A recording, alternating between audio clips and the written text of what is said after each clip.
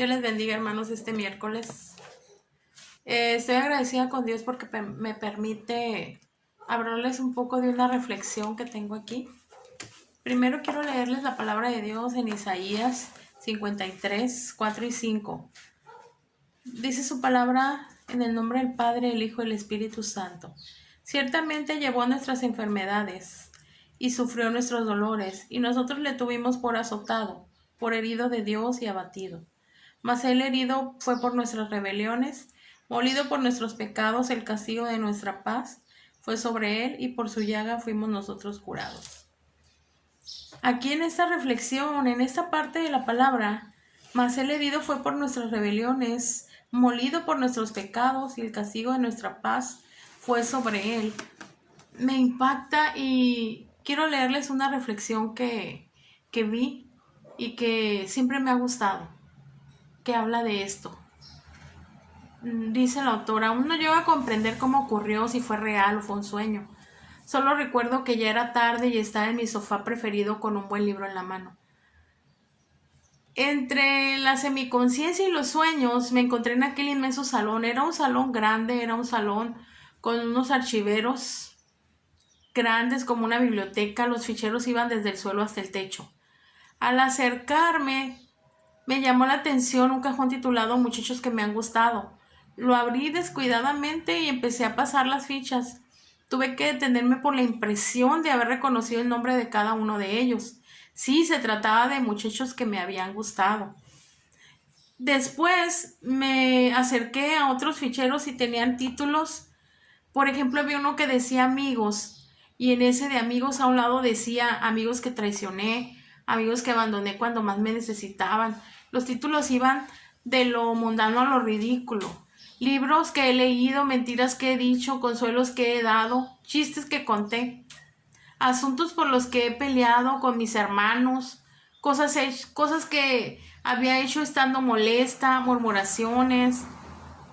Había también en algunos ficheros más tarjetas de las que esperaba, en otros había pues menos de las que yo pensaba.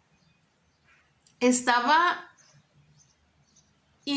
impactada del volumen de información que había de mi vida y de lo que había acumulado, y cómo todas esas millones de tarjetas tenían mi nombre, mi firma. En esto, cada una de ellas, unas me daban alegría, otras me daban mucha tristeza y vergüenza.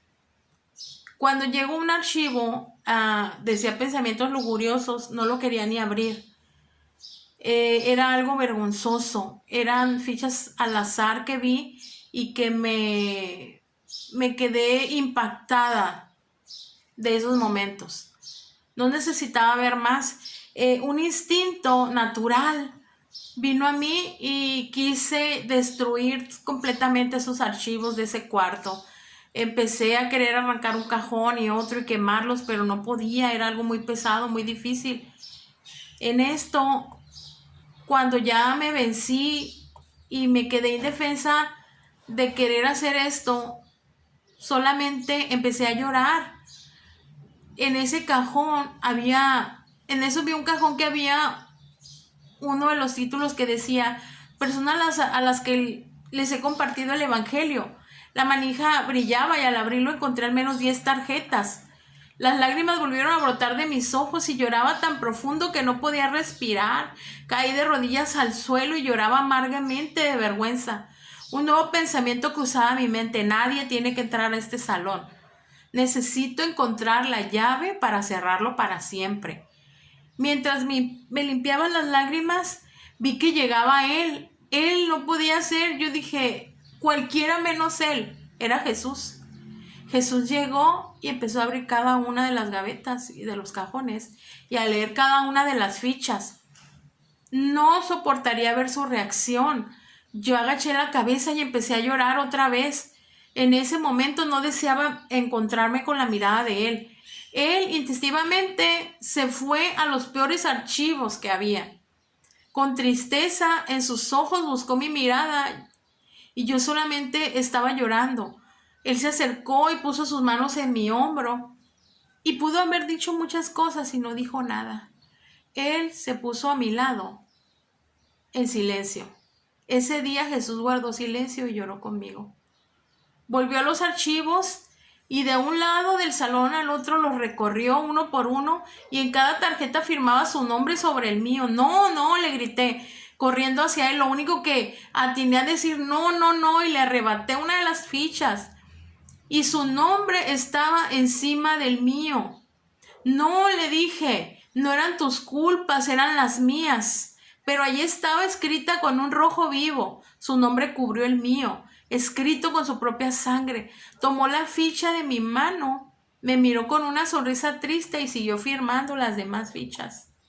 Cuando él termina, no entiendo cómo lo hizo, al siguiente instante volvió a cerrar el último archivo y venir a mi lado. Me miró con ternura en sus ojos como solo él lo hace y me dijo, consumado es. Está terminado, yo he cargado con tu vergüenza y tu culpa. En eso salimos del salón juntos. Aún permanece abierto el salón porque faltan muchas fichas por escribir. No sé si fue un sueño o fue una visión, dice el autor, pero de lo que estoy convencida es que la próxima vez que vuelva Jesús a ese salón, encontrará más fichas de qué alegrarse, menos fichas de qué avergonzarme y de menos fichas vanas de tiempo perdido. Hermanos, pues esta reflexión nos hace entender cómo Él pagó por nuestros pecados, por todo lo que podemos hacer consciente o inconscientemente, y que muchas veces tomamos a poco la sangre de Cristo que derramó en esa cruz.